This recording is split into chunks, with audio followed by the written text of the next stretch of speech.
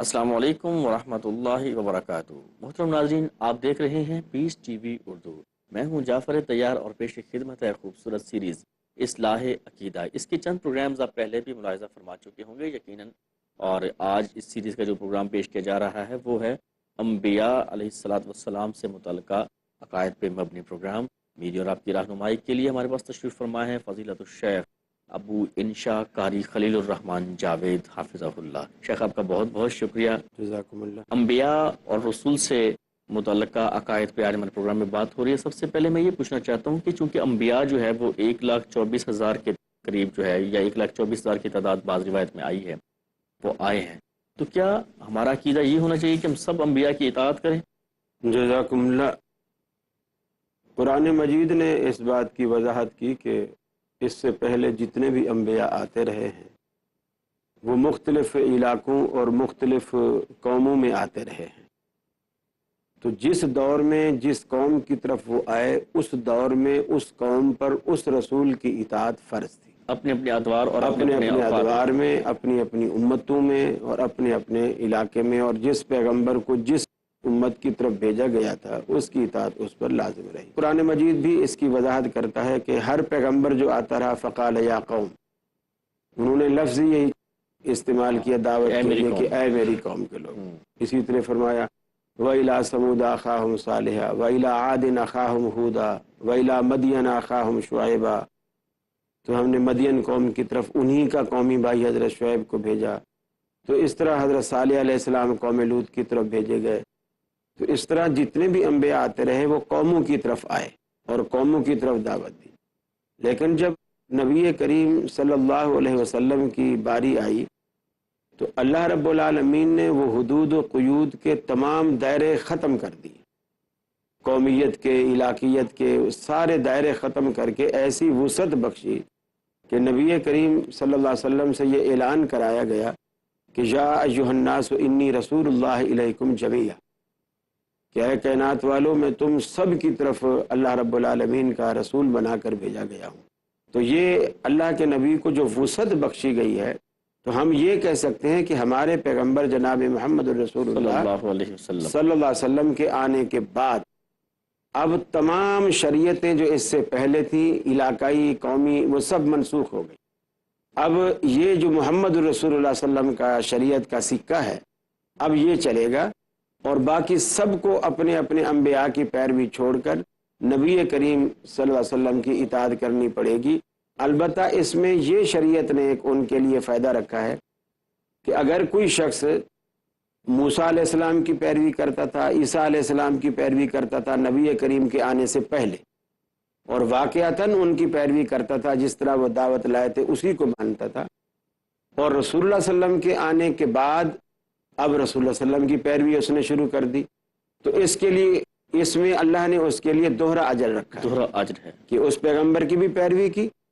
اسے سچا مانا، اس کی اطاعت کر۔ جب اللہ نے دوسرا پیغمبر بھیج دیا اور آخری پیغمبر بھیج دیا تو پھر اس نے، چونکہ اس کے دل میں یہ عقیدہ اور ایمان ہے کہ میری ساری زندگی کا جو مقصد ہے وہ اللہ رب العالمین کی رضا ہے، پہلے پیغمبر کی پیروی کرنے کا حکم بھی چونکہ اللہ نے دیا تھا، اب جب دوسرا پیغمبر آ گیا ہے تو اس شریعت کو بھی اللہ نے منسوخ کیا ہے، اور اس پیغمبر کی پیروی اور اطاعت کا حکم بھی اللہ دیتا ہے، لہٰذا میں اللہ کو خوش کرنا چاہتا ہوں تو وہ دوسرے پیغمبر کی پیروی شروع کر دیتا ہے، تو اللہ اس کو اس کے اس اخلاص کے سبب دوہرا اجر دیتا ہے۔ تو اس لیے آخری پیغمبر جب آئے تو انہوں نے پہلی ساری شریعتیں منسوخ کر دی، ساری کتب بھی منسوخ ہو گئی سوائے اس کتاب کے جو اللہ نے آخری قرآن مجید اتارا، اور آخری شریعت جو محمد الرسول اللہ صلی اللہ علیہ وسلم پر نازل ہوئی اس سے ہٹ کر باقی تمام جو سابقہ شریعتیں تھیں وہ ساری کی ساری منسوخ ہیں۔ جزاک اللہ۔ اچھا شیخ، اس سے پہلے بھی جتنے انبیاء اور رسول تھے کیا ان میں بھی ایسا ہی تھا کہ جب ایک نبی آتا تھا تو پہلے نبی کی جو شریعت تھی وہ منسوخ ہو جاتی تھی؟ اگر تو اسی قوم میں کوئی دوسرا آیا ہے پھر تو ایسا ممکن تھا اور ایسا ہوتا تھا، لیکن اگر الگ الگ قوموں میں رسول آئے ہیں تو دوسری قوم کا پیغمبر دوسری قوم کی شریعت کو منسوخ نہیں کرتا تھا، اس لیے کہ اس میں ہر پیغمبر جامع شریعت نہیں لایا تھا، وہ وقتی شریعت تھی جو اس قوم اور اس دور کے تقاضے پورے کرتی تھی۔ یہ جو رسول اللہ صلی اللہ علیہ وسلم پر نازل ہونے والی شریعت ہے یہ وقتی نہیں ہے، یہ ایسی جامع ہے کہ قیامت تک کے تقاضے پورے کرنے والی ہے۔ اسی لیے اللہ رب العالمین نے وہ آیت کریمہ جو قرآن مجید میں اللہ نے نازل فرمایا الیوم اکملت لکم دینکم واتممت علیکم نعمتی ورضیت لکم الاسلام دینا، یہ قرآن مجید سے پہلے کسی کتاب میں اللہ نے تکمیل دین کا اعلان نہیں کیا۔ یہی وجہ ہے کہ ایک یہودی نے سیدنا عمر فاروق رضی اللہ تعالیٰ عنہ سے کہا تھا کہ اے عمر، اگر یہ آیت ہماری تورات میں اترتی تو ہم اس دن کو عید کا دن مناتے۔ تو بہت بڑے اعزاز کی بات ہے، بہت بڑے اعزاز کی بات ہے۔ تو حضرت عمر فاروق رضی اللہ تعالیٰ عنہ نے فرمایا چونکہ یہ حجۃ الوداع کے موقع پر اللہ رب العالمین نے اتاری اور وہ ویسے بھی عید الاضحیٰ کے دن تھے اور وہی سارا معاملہ تھا، تو آپ صلی اللہ علیہ وسلم نے فرمایا کہ ہمارے لیے یہ ویسے عید کا دن ہے، یہ ویسے ہمارے لیے اللہ نے اس کو آیت بھی اتاری اور ہمارے لیے عید بھی بنا دیا۔ تو آپ تو بناتے، ہمارے لیے تو اللہ نے خود ہی عید کا چناؤ بھی کر دیا۔ تو یہ تکمیل دین کا جو اعزاز ہے وہ اس آخری نازل ہونے والے دین کو جو اسلام کی شکل میں نازل ہوا، اسلام کے نام سے نازل ہوا کہ رضیت لکم الاسلام دینا، میں نے تمہارے لیے بطور دین کے اسلام کو پسند کیا، یہ اعزاز صرف اور صرف اللہ رب العالمین نے اسلام کو عطا کیا ہے۔ جزاک اللہ۔ شیخ، کیا ہم یہ عقیدہ رکھ سکتے ہیں کہ جتنے انبیاء اور رسول تھے ان کی جو اپنے اپنے ادوار اور اپنے اپنے اوقات میں جو شریعتیں تھیں وہ ایک جیسی ہی تھیں، یا مطلب کہ ایک دوسرے سے متصادم تھیں؟ اگر ایک جیسی تھیں تو پھر وہ کینسل کیوں ہوتی تھی، منسوخ کیوں ہو جاتی تھی؟ جزاک اللہ۔ شریعتیں ایک نہیں تھی، البتہ بنیادی عقیدہ ایک تھا، یعنی بنیادی جو دعوت تھی وہ توحید کی دعوت تھی۔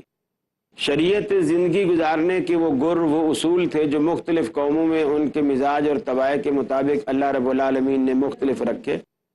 لیکن جو توحید ہے وہ ایک رہی، توحید میں کوئی فرق نہیں آیا۔ اس کو آپ یعنی یوں سمجھو کہ اگر ایک پرکار ہم ایک جگہ رکھتے ہیں اور پھر اس کو گھما کر دائرہ بناتے ہیں تو ہم دائرہ بھلے کبھی چھوٹا ڈال لیں کبھی بڑا ڈال لیں، لیکن وہ جو مرکزی پوائنٹ ہے وہ ایک ہی رہے گا۔ وہ جو مرکزی پوائنٹ ہے وہ توحید ہے، جی ہاں وہ توحید ہے، اور جو باقی دائرے ہیں وہ سارے شریعت کے دائرے ہیں، وہ کسی دور میں کتنے رہے کسی دور میں کتنے رہے، اور رسول اللہ صلی اللہ علیہ وسلم کے دور میں اللہ رب العالمین نے اس پرکار کو اپنے فل سائز پر کھول دیا، یعنی اب اس سے بڑا دائرہ جتنا بھی لوگوں کو درکار تھا اللہ رب العالمین نے وہ اتنا بڑا دائرہ کھینچ دیا جو اب قیامت تک کے یہ سارے تقاضے پورے کرے گا۔ جزاک اللہ۔ انبیاء اور رسول کی جو عصمت ہے اس ضمن میں ہمیں کیا عقیدہ رکھنا چاہیے؟ جزاک اللہ۔ انبیاء سے متعلق جو معصوم عن الخطا کا عقیدہ ہے اس کی ہم دو حصے کریں۔ تمام انبیاء کی ایک حیثیت ہوتی ہے کہ وہ اللہ کا رسول ہے، بحیثیت پیغمبر، بحیثیت رسول، بحیثیت نبی، وہ معصوم عن الخطا ہے، اس لیے کہ قرآن مجید صراحت کرتا ہے ما ینطق عن الہوی ان ہوا الا وحی یوحی، کہ ہمارا پیغمبر اپنی خواہش نفس سے نہیں بولتا۔ اس سے مراد شرعی معاملے میں، دینی معاملے میں آپ جو بھی کہتے ہیں اللہ رب العالمین کی وحی سے کہتے ہیں، تو وہ جب اللہ کی وحی ہے تو اس میں خطا کا بھی امکان نہیں، غلطی کا بھی امکان نہیں، بھول چوک کا بھی امکان نہیں۔ اور پھر پیغمبر معصوم اس اعتبار سے بھی ہیں کہ ان کے دامن میں کوئی گناہ نہیں ہوتا، یعنی اللہ رب العالمین کی نافرمانی ان کے اندر نہیں پائی جاتی، اللہ رب العالمین کی فرما برداری، تقوی، خدا خوفی، وہ تمام محاسن اور تمام کمالات و جمالات جو ایک اللہ والے کے دل میں ہونے چاہیے اور زندگی میں ہونے چاہیے، وہ انبیاء کے اندر وہ تمام کمالات، تمام حسنات، تمام جمالات اللہ رب العالمین نے وہ بھر دیے تھے کوٹ کوٹ کر، کہ جس سے ایک پیغمبر لگے کہ یہ اللہ رب العالمین کا برگزیدہ پیغمبر ہے۔ دوسری حیثیت ہے اس کے ابن آدم ہونے کی۔ ابن آدم ہونے کے اعتبار سے وہ انسان ہے، وہ بشر ہے، جیسے رسول اللہ صلی اللہ علیہ وسلم محمد بن عبداللہ بھی ہیں، محمد رسول اللہ بھی ہیں۔ جبکہ آپ نے صلح حدیبیہ جب لکھوایا، حضرت علی رضی اللہ تعالیٰ عنہ نے اس کو لکھا تو ابو سفیان نے اعتراض کیا، اس وقت ابھی مسلمان نہیں ہوئے تھے، اور اس نے اعتراض کیا بھائی یہ آخر میں جو لکھا ہے یہ ابو سفیان اور محمد رسول اللہ کے درمیان معاہدہ ہے، یہ محمد رسول اللہ کاٹو، میں تو آپ کو رسول نہیں مانتا، میں تو نہیں مانتا ہوں، اس کو محمد بن عبداللہ لکھو۔ تو رسول اللہ صلی اللہ علیہ وسلم نے حضرت علی سے کہا کہ تم محمد بن عبداللہ لکھو، اس لیے کہ میں محمد بن عبداللہ بھی ہوں، یہ نہیں مانتا کوئی بات نہیں، میں تو ہوں، اور یہاں نہ لکھنے سے یہ نہیں ہے کہ مجھ سے وہ عہدہ وہ منصب چھن جائے گا۔ رسول اللہ صلی اللہ علیہ وسلم نے فرمایا علی مجھے بتاؤ کہ محمد رسول اللہ کہاں لکھا ہوا ہے؟ سیدنا علی المرتضیٰ نے فرمایا یہ یہاں سے یہاں تک ہے۔ آپ نے قلم پکڑا، اپنے ہاتھ سے اس پہ لکیر پھینک دی۔ تو یعنی ایک جھگڑا مٹانے کے لیے نبی کریم صلی اللہ علیہ وسلم نے وہ جو اپنا ایک منصبی نام تھا اور ایک جو اللہ نے رسالت اور نبوت کا تاج آپ کو دیا تھا، آپ نے کہا یہاں نہ لکھنے سے اس پہ کوئی فرق نہیں پڑتا، میں محمد بن عبداللہ ہوں۔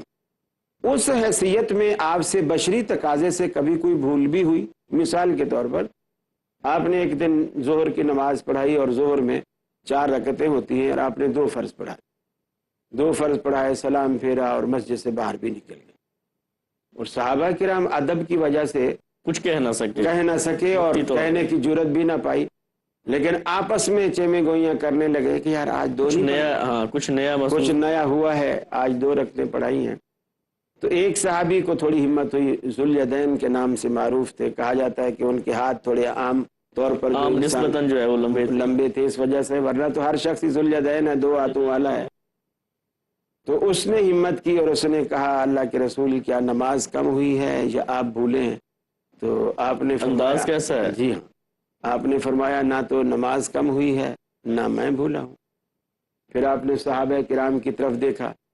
تو صحابہ کرام نے کہا یا رسول اللہ ذوالیدین ٹھیک کہتا ہے، ایک بات تو ہے آپ نے 2 رکعتیں پڑھائی ہیں۔ پھر آپ واپس مصلی پر تشریف لائے اور پہلی جو 2 رکعتیں آپ پڑھا چکے تھے اس پہ بنا رکھی، یعنی ان کو دوبارہ نہیں دہرایا نہیں، جی ہاں، اس پر بنا رکھی، اور جو باقی 2 رکعتیں رہتی تھی وہ آپ نے پڑھائیں، اور پھر آپ نے 2 سجدے کیے، اور سجدہ صاحب کرنے کے بعد جب سلام وغیرہ سے فارغ ہوئے تو پھر آپ منبر پہ تشریف فرما ہوئے اور صحابہ کرام سے کہا انسا کما تنسون، بلکہ اس سے پہلے فرمایا انما انا بشر مثلکم، اللہ اکبر، میں تمہاری طرح ایک انسان ہوں، انسا کما تنسون، میں ایسے بھولتا ہوں جیسے تم بھولتے ہو، اذا نسیت فذکرونی، جب میں بھولا کروں تو مجھے یاد دلایا کرو۔ اب اس سے نبی کریم صلی اللہ علیہ وسلم نے اپنی بشری حیثیت کو خود واضح کر دیا، اور یہ رسالت سے الگ ہے۔ ٹھیک ہے،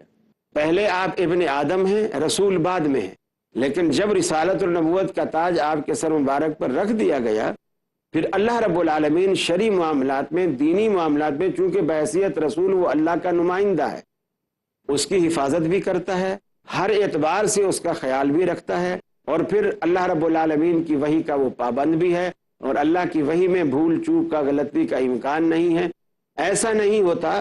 کہ شرعی مسئلہ آج آپ نے کوئی بتایا ہو حلال ہے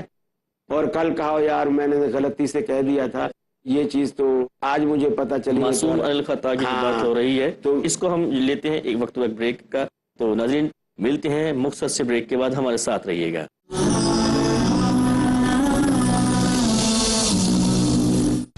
زندگی آزمائشیں لے گی، مشعل راہ ساتھ لے کے چلو، دلوں کے ٹینشنوں کا علاج اللہ تعالیٰ کے ذکر میں مضمر ہے، مکمل راہبری، کامیاب سرپرستی۔ شریعت نے ہمیں یہ سوچ دی ہے کہ دین کے سلسلے میں ہمیشہ اپنے سے برتر کو دیکھو، مضبوط ارادے، اپنے سے اعلیٰ انسان کو دیکھو، اور دنیا کے سلسلے میں ہمیشہ اپنے سے کمتر کو دیکھو۔ عظیم عمری مدنی۔ آپ اگر اس ایک تعلیم نبوی کو اپنی زندگی میں اپنا لیں گے، تمام ٹینشنوں سے چھٹکارا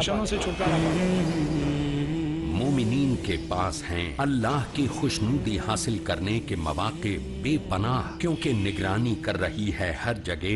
مشعل راہ۔ ہر پیر رات 7:30 بجے اور دوبارہ صبح 10:30 بجے انڈیا میں پیس ٹی وی اردو پر۔ جھوٹ کا اندھیرا کتنا ہی گہرا کیوں نہ ہو، سچائی کی ایک کرن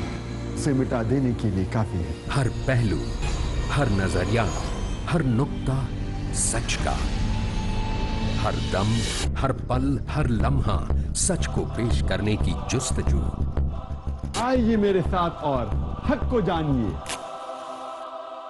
عالم انسانیت کے لیے سچائی کی روشنی۔ ڈاکٹر ذاکر نائک پیش کریں گے اظہار حق، ہر پیر سے سنیچر رات 10 بجے اور دوبارہ صبح 8:30 بجے انڈیا میں پیس ٹی وی اردو پر۔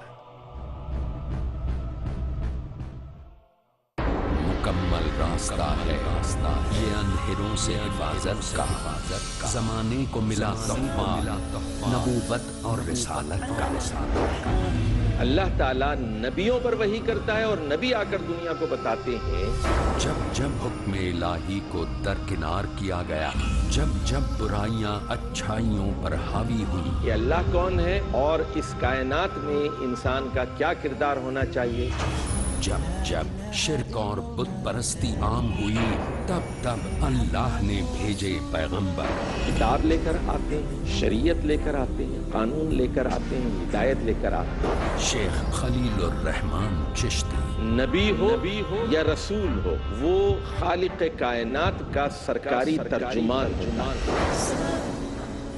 تاکہ ہو سکے شیطان کے شکنجے سے بندوں کی حفاظت، نبوت اور رسالت۔ ہر جمعرات رات 7:30 بجے اور دوبارہ صبح 10:30 بجے انڈیا میں پیس ٹی وی اردو پر۔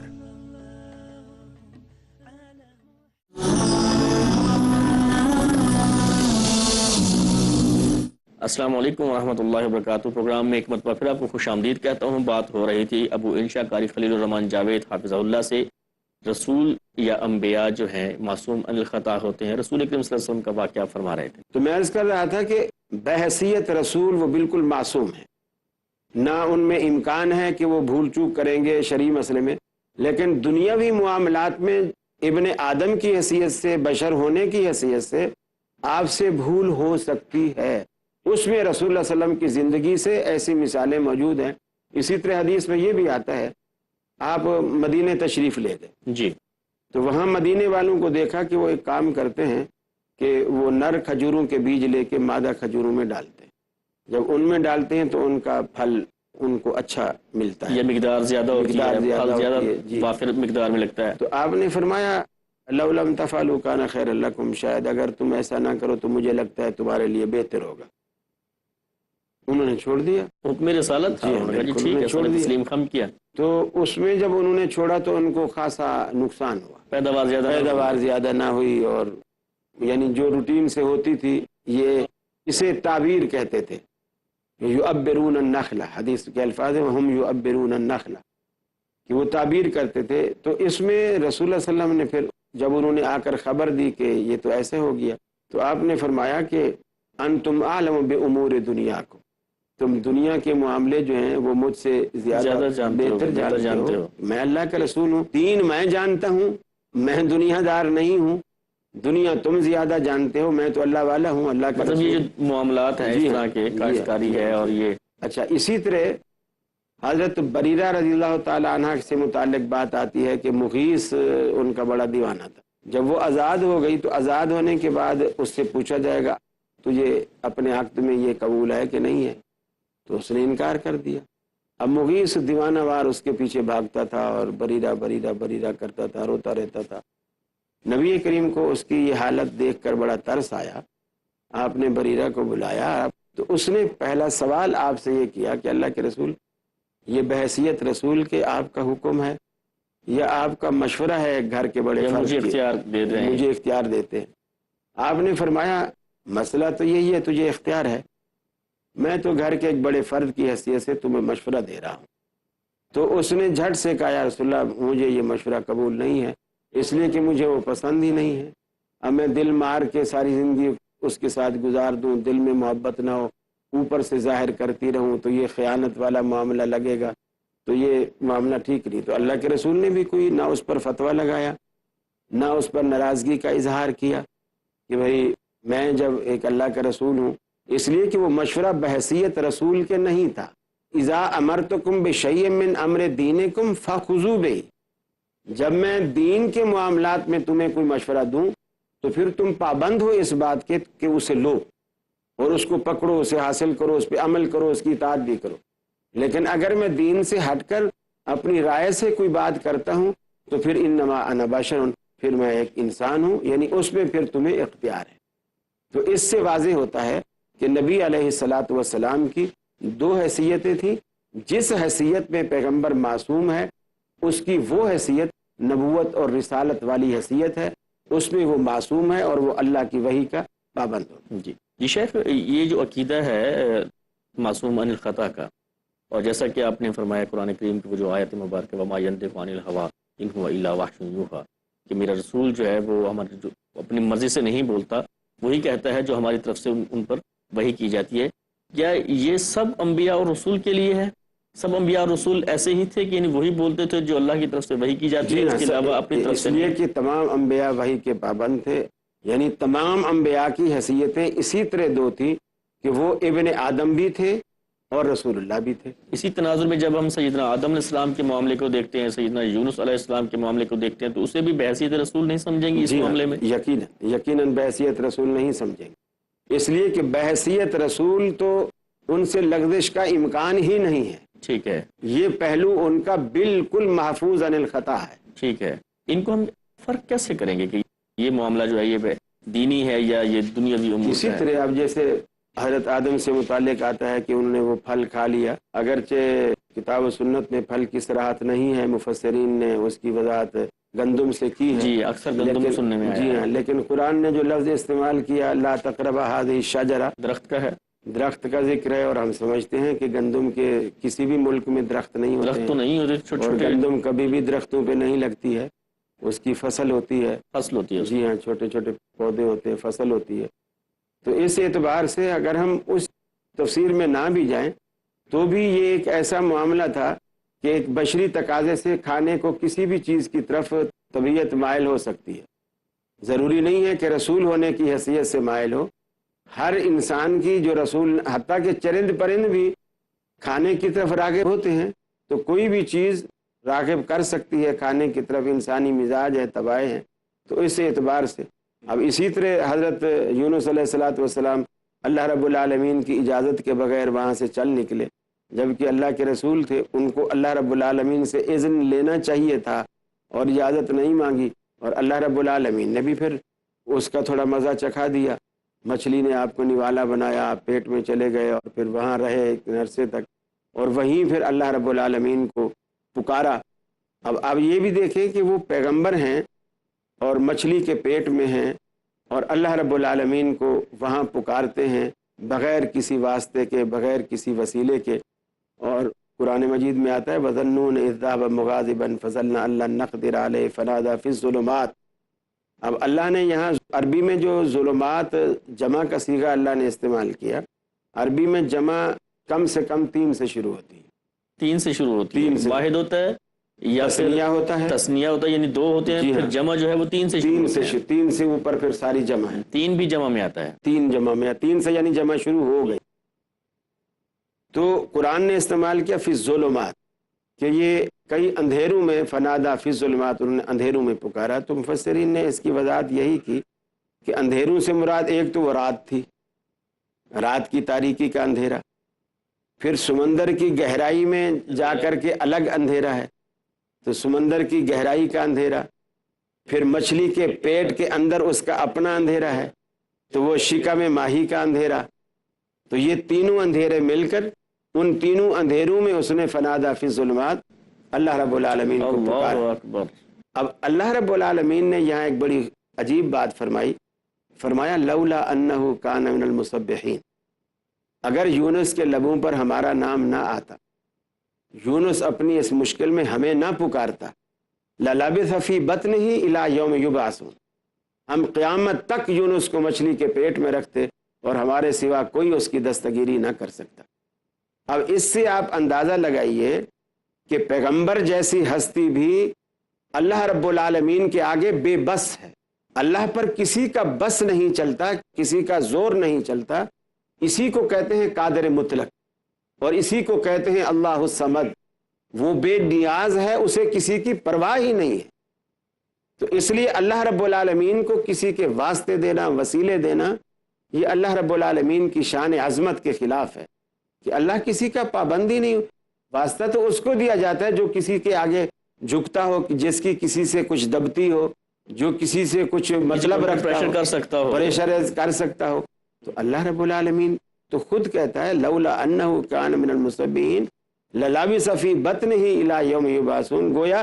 रोज़ महशर वाले दिन सारी दुनिया कब्रों से निकल के आती और अकेले यूनुस मछली के पेट से निकल के आते, अगर आज हमें याद न करते अपनी इस मुश्किल में। अंबिया, औलिया, अहले बैत नबी, ताबईन और सहाबा पे जब आप बनी, गिर के सजदे में सब ने यही अर्ज़ की, तू नहीं है तो मुश्किल कुशा कौन है। ये था आज का प्रोग्राम। अंबिया से मुतल्लिक़ हमारे अकायद क्या होने चाहिए, अबू इंशा कारी खलीलुर रहमान जावेद हाफिज़हुल्लाह मेरी और आपकी रहनुमाई फरमा रहे थे। इजाज़त दीजिए, मुलाकात होगी इंशाअल्लाह अगले प्रोग्राम में। अस्सलामु अलैकुम व रहमतुल्लाहि व बरकातुहू।